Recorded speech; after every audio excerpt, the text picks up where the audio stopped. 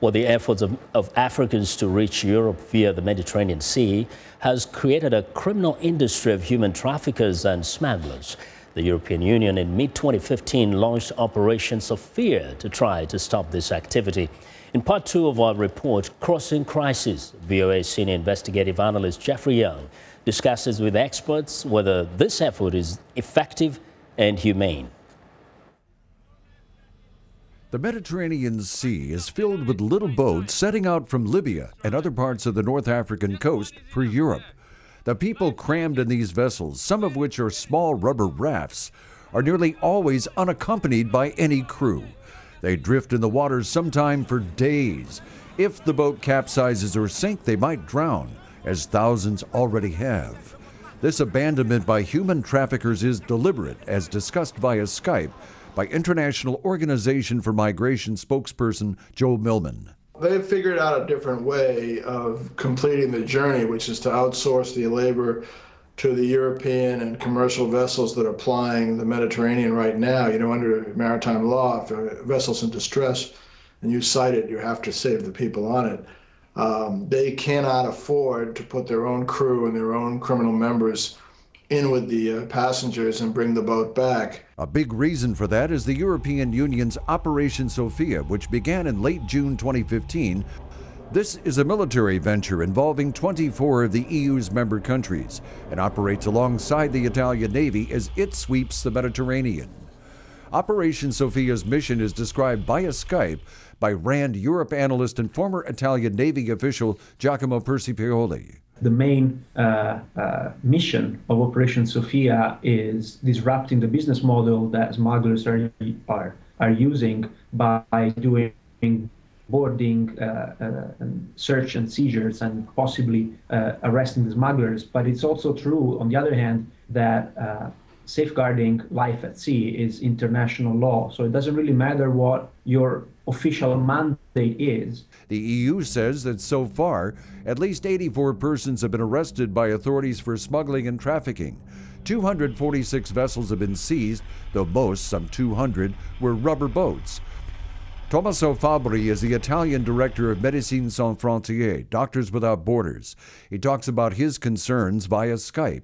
My concern, which is that Europe is investing money and resources on deterrent, stopping smuggling, rather than saving life of migrants that needs to arrive in a safe place in order to be able, according to the international maritime law, to seek for any kind of international protection.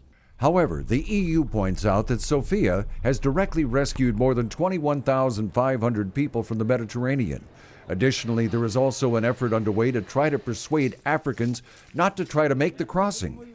Again, via Skype, RAND Europe analyst Giacomo Persipioli. Italy is an example who, together with the IOM, has recently launched a campaign, an awareness campaign targeting populations in African countries using multi-languages to basically raise the awareness of the risks associated with taking the trip. But even confronted with violence and enslavement by human traffickers, sub-Saharan Africans continue to move north, hoping to leave for Europe.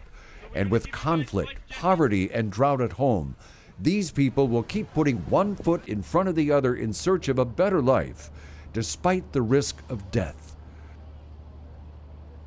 Well, for more perspective on this horrible situation, Jeffrey Young is here with me. And Stuart, Jeff, you know, once again, we are revisiting this very tragic story. Question is, how realistic is this plan to stop, to dismantle the smuggling syndicate here?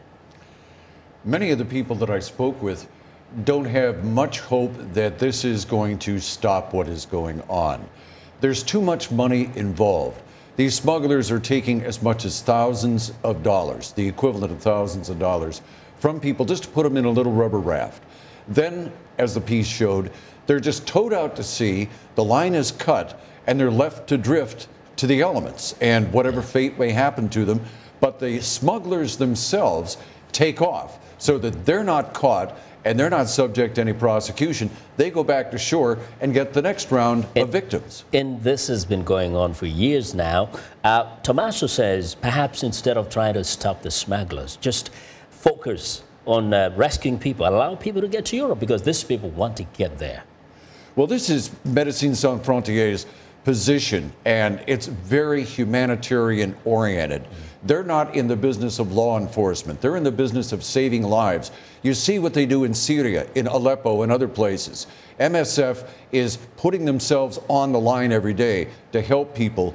And in this instance, saving lives in the Mediterranean should be, according to them, the first and strongest consideration. Chasing smugglers is important because they're criminals, but human lives take the first priority. You know, I get the sense that unless something changes on the continent itself, in Africa, you cannot stop this movement. Look at the instabilities, look at the economics that you have involved. The two major surge areas are Nigeria and Eritrea. And Eritrea in the Horn of Africa, we know all of what is going on there. And in Nigeria, there's economic opportunity. People want a better life, and they will risk their lives to get it. Well, Jeff, thank you very much for Thank you.